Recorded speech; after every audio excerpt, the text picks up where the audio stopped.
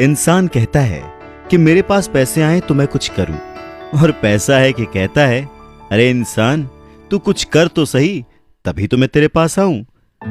नमस्कार, मैं हूं अवधेश श्रीवास्तव और आज की चर्चा पैसे पर। जी हां, यह भी उतना ही बड़ा सत्य है जैसे कि सूरज पूरब से निकलता है, बच्चा मां की कोख से ही जन्म लेता है, वैसे ही पैसे को सही ढंग से अगर समझा ना जाए, संभाला ना जाए, तो वो बहुत सारे दुख देता है।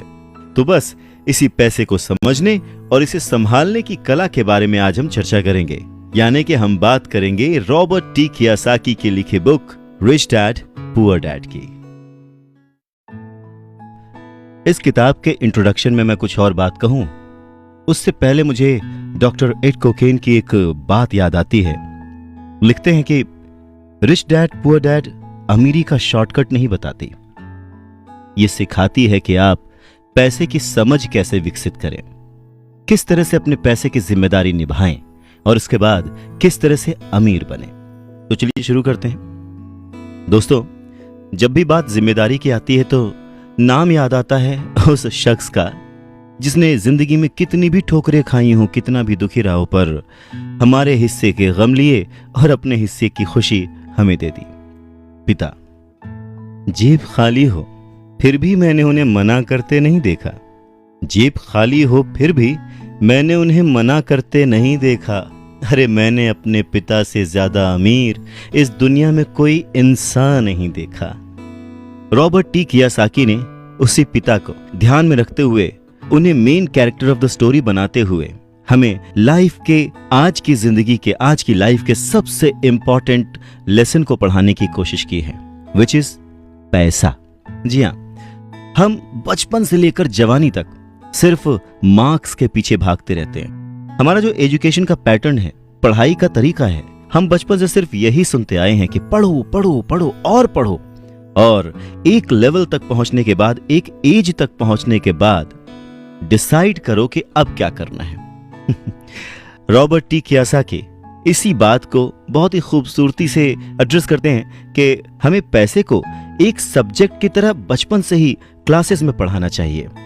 अगर आज पढ़ाई का मतलब, जिंदगी में सफल होने का मतलब ज्यादा पैसे कमाने से है, तो क्यों ना उस पैसे को सही ढंग से मैनेज करने का गुण हमें बचपन से मिले। स्कूल्स 6 घंटे के 8 घंटे के होते हैं, पर बाकी जो वक्त है वो घर पे बीतता है। तो कहीं ना कहीं स्कूल हो या घर हो, बच्चे को बचपन से ही पैसे की अहमियत, उसकी इंपॉर्टेंस, उसकी मैनेजमेंट के बारे में अगर पढ़ाया जाए तो इसमें कोई भी गलत बात नहीं है। मुझे लगता है कि ये बात कहीं ना कहीं मिसिंग थी। शायद कई सालों से ये जद्दोजहद है कि इसे शुरू किया जाए, इसे समझाया जाए। बहुत सारी फिल्में बनी हैं इस पर, लेकिन आज भी हम मार्क्स मार्क्स और मार्क्स के पीछे ही भागते हैं। अगर हमें पैसे को सही ढंग से मैनेज करने की कला आ जाए, अगर हमारी समझ डेवलप हो जाए, तो मुझे लगता है कि जो आजकल के बच्चे हैं वो बड़े जब होंगे तो वो खुश रहेंगे। इंसान को कंप्लीट करने के लिए उसका परिवार, उसके अपने, उसके दोस्त, उसका रहन सहन सब बहुत जरूरी होता है। ये तो नहीं कह सकते कि पैसा ही सब कुछ है, पर हां, सब कुछ पाने के लिए पैसा जरूरी है।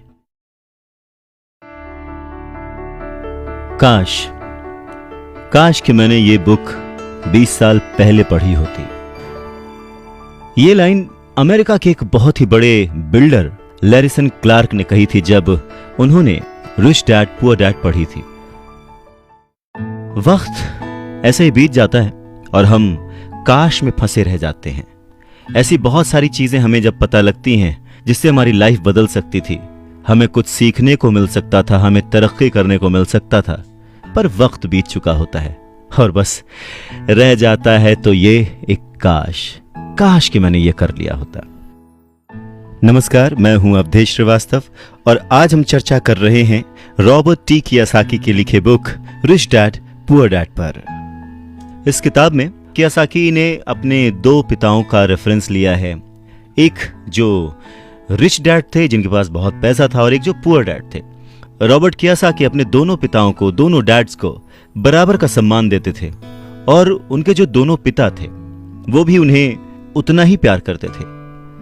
बहुत सारे लोगों के सवाल हो सकते हैं कि एक ही वक्त पर एक इंसान के दो पिता कैसे हो सकते हैं, या कोई और क्वेश्चन। मुझे लगता है कि हम अगर इस बात पे ध्यान दें कि रॉबर्ट कियोसाकी हमें समझाना क्या चाहते हैं, तो हमारे लिए फायदे की बात होगी। हो सकता है उन्होंने ऐसा मान लिया हो सकता है उन्होंने अपने मन को पुअर डैड और अपने दिमाग को रिच डैड माना हो, या ये हो सकता है कि एक डैड उनके रहे हों और दूसरे डैड उनके किसी दोस्त के, कुछ भी हो सकता है। इंपॉर्टेंट ये नहीं है कि ये जो डैड का रेफरेंस लिया उन्होंने, ये कहानी है या काल्पनिक है। असल बात ये है कि रॉबर्ट कियोसाकी हमें समझाना क्या चाहते हैं, हमें बताना क्या चाहते हैं। चलिए मान लेते हैं कि रॉबर्ट कियोसाकी के दो पिता थे और उनमें से एक बहुत अमीर थे, एक बहुत गरीब थे।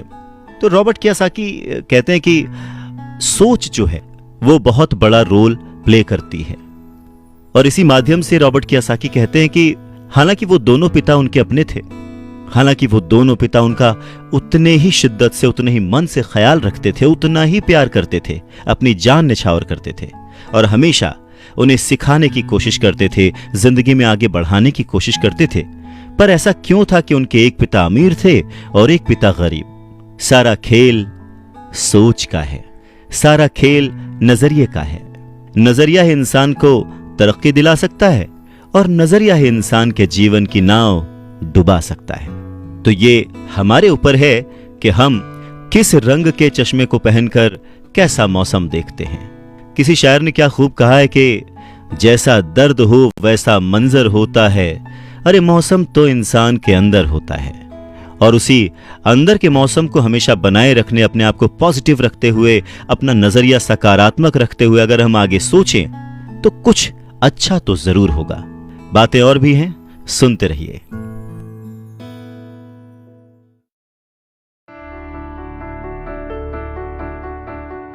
गरीब और मध्यम वर्गीय लोग पैसे के लिए काम करते हैं, पर जो अमीर होता है उसका पैसा उसके लिए काम करता है।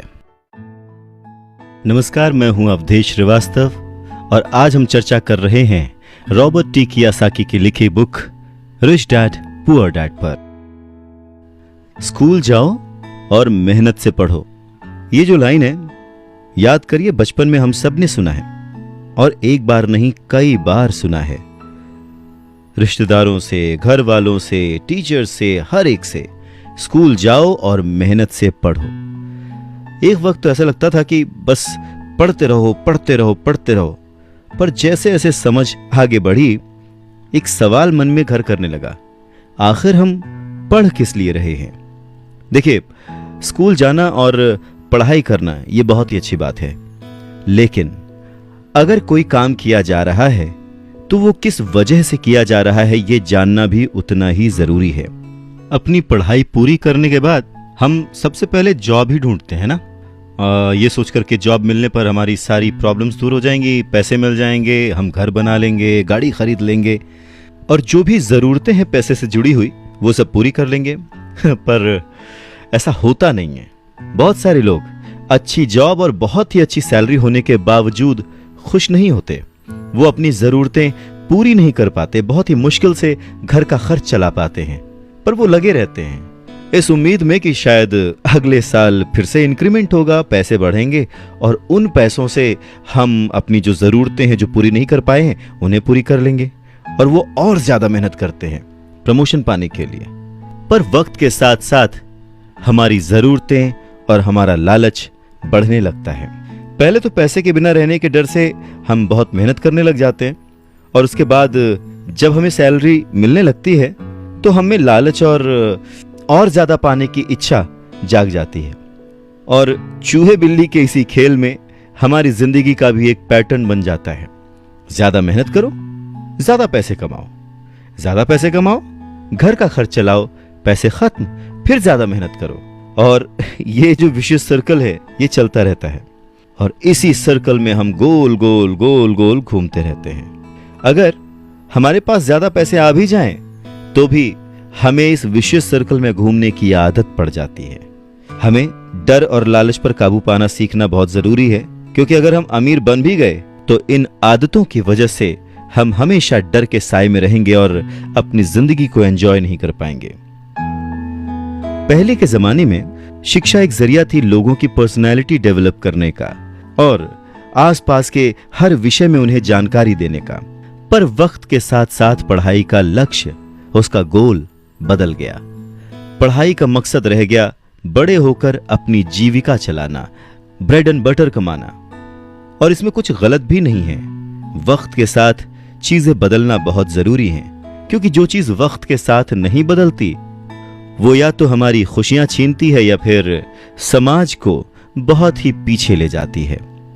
रॉबर्ट टी कियोसाकी ने इस बहुत ही अहम मुद्दे को यहां पर उठाया है अपने book rich dad poor dad में। क्या खूब कहा है कि बचपन से ही अगर हम बच्चे को मनी को एज अ सब्जेक्ट बच्चों को पढ़ाना शुरू करें, उन्हें यह समझाना शुरू करें कि उसे कैसे मैनेज किया जाए, तो बड़े होने पर बच्चों की बहुत सारी प्रॉब्लम्स अपने आप ही सॉल्व हो जाएंगी। बच्चा खुद उन्हें सॉल्व करने की क्षमता रखेगा। पर कहीं ना कहीं रॉबर्ट टी कियोसाकी ने इस बात का पूरा ध्यान रखा है कि पैसे को रिश्तों के ऊपर न रखा जाए। तभी तो उन्होंने इस विषय को रिश्तों के माध्यम से ही समझाने की कोशिश की है। रॉबर्ट टी कियोसाकी के पहले जो डैडी थे वो हमेशा ये कहते थे कि मैं इसे कैसे खरीद सकता हूं। वहीं जो उसके दूसरे डैडी थे वो कहते थे मैं इसे क्यों नहीं खरीद सकता हूं। दोनों की सोच में अंतर था, दोनों के शब्दों में अंतर था। यानी कि जिसे हम जिंदगी में पाना चाहते हैं, जिसे संभालना चाहते हैं, जैसे कि पैसा, तो उसके बारे में अगर बचपन से जाना जाए तो क्या यह सही नहीं होगा? आज जिस तरह से पढ़ाई की जाती है, बच्चा ग्रेजुएट होकर सोचता है कि अब मैं कौन सी नौकरी करूंगा। क्या यह सही नहीं है कि थोड़ा और पहले से बच्चे को इस विषय के बारे में और अच्छे से और डीपली पढ़ाया जाए, समझाया जाए? ये तो वही बात हो गई, जाना था जापान, पहुंच गए चीन। यानी कमाना था पैसे, पर जब तक इसकी समझ आई तब तक बहुत देर हो चुकी थी। यानी कि हमें सबसे पहले यह समझने की जरूरत है कि हम खुद एक्सेप्ट करें कि हम इसे कैसे पा सकते हैं, इसे कैसे संभाल सकते हैं, और वही सही शिक्षा हम अपने आने वाली पीढ़ी को भी दे सकते हैं।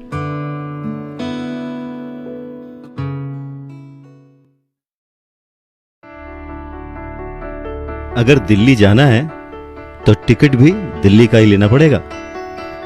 नमस्कार, मैं हूं अवधेश श्रीवास्तव और हम बात कर रहे हैं रिच डैड पुअर डैड की, जिसे लिखा है रॉबर्ट टी कियोसाकी ने। यह कितना सच है ना कि अगर हमें किसी मंजिल की ओर बढ़ना है तो हमें उसी दिशा की ओर रास्ता तय करना पड़ेगा, सफर करना पड़ेगा, मुश्किलों से जूझना पड़ेगा, और तब कहीं जाकर उस मंजिल को हम पा सकते हैं। धन संबंधी जो शिक्षा है उसके बारे में भी कुछ ऐसा ही है। धन कमाना एक अलग बात है, पर उस धन को सही ढंग से संभालना एक अलग कला है। पैसा एक तरह की ताकत है, पर इससे भी बड़ी ताकत है उसे संभाल कर रखने की समझ। पैसा तो आता और जाता रहता है, पर अगर आप ये जानते हैं कि पैसा किस तरह से काम करता है तो आप ज्यादा ताकतवर हो जाते हैं और आप दौलत कमाना शुरू भी कर देते हैं। देखिए, केवल सकारात्मक सोच से ही समस्या हल नहीं होती है। हाँ, ये जरूर है कि सकारात्मक सोच आपको उस दिशा की ओर बढ़ने की हिम्मत देती है। देखिए ना, ज्यादातर लोग स्कूल में पढ़ते हैं और वहां पर वो कभी ये नहीं सीख पाते कि पैसा काम किस तरह से करता है। इसीलिए वो पैसे के लिए काम करने में अपनी पूरी जिंदगी बर्बाद कर देते हैं। रॉबर्ट टी कियोसाकी कहते हैं कि उनकी ये पैसे से जुड़ी हुई शिक्षा, वित्तीय शिक्षा, जब वो केवल 9 साल के थे तभी शुरू हो गई थी। पर सबसे जरूरी बात यह थी कि उन्होंने जो पहला कदम उठाया था, ये निर्णय लिया था कि उन्हें किसकी बात सुननी है, अपने पुअर डैड की, जो कि बहुत ही पढ़े लिखे हैं पर पैसे को अहमियत नहीं देते, या फिर रिच डैड की बात, जो कि उन्हें उतना ही प्यार करते थे जितना कि उनके पुअर डैड। पर उन्होंने पैसे को कभी छोटा नहीं समझा, और क्योंकि रॉबर्ट टी कियोसाकी सिर्फ 9 साल के थे तो उनके रिच डैड ने बहुत ही आसान शब्दों में उन्हें वो लेसन्स पढ़ाए, पैसों के बारे में वो लेसन्स सिखाए। जी हां, हम किससे सीख रहे हैं, किसकी बात मान रहे हैं और किसे अपना मार्गदर्शक चुन रहे हैं, ये बहुत जरूरी है। क्योंकि जो हमें गाइड कर रहा है, अगर उसका नजरिया ही अलग है तो वो आपको सही मंजिल की ओर नहीं पहुंचा पाएगा। रॉबर्ट टी कियोसाकी के दोनों ही डैड्स, रिच डैड और पुअर डैड, उन्हें उतना ही प्यार करते थे। पर सिर्फ नजरिए की वजह से रॉबर्ट टी कियासाकी ने अपने रिच डैड की बात सुनना प्रेफर किया। रॉबर्ट टी कियासाकी कहते हैं कि जब तक उनके रिच डैड रहे, उन्होंने पूरे लाइफ में सिर्फ 6 ही लेसन उन्हें सिखाए, और ये 6 लेसन उन्होंने अपनी book rich dad poor dad में लिखी है, जो कि एक बच्चा भी समझ सकता है। सबक नंबर 1, अमीर लोग पैसे के लिए काम नहीं करते। सबक नंबर 2, पैसे की समझ क्यों सिखाई जानी चाहिए। सबक नंबर 3, अपने काम पर ध्यान दो और अपने काम से काम रखो। सबक नंबर 4, टैक्स क्या है उसे समझो और कॉरपोरेशंस की ताकत। सबक नंबर 5, अमीर लोग पैसे को जन्म देते हैं। सबक नंबर 6, पैसे कमाने के लिए काम ना करें, सीखने के लिए काम करें।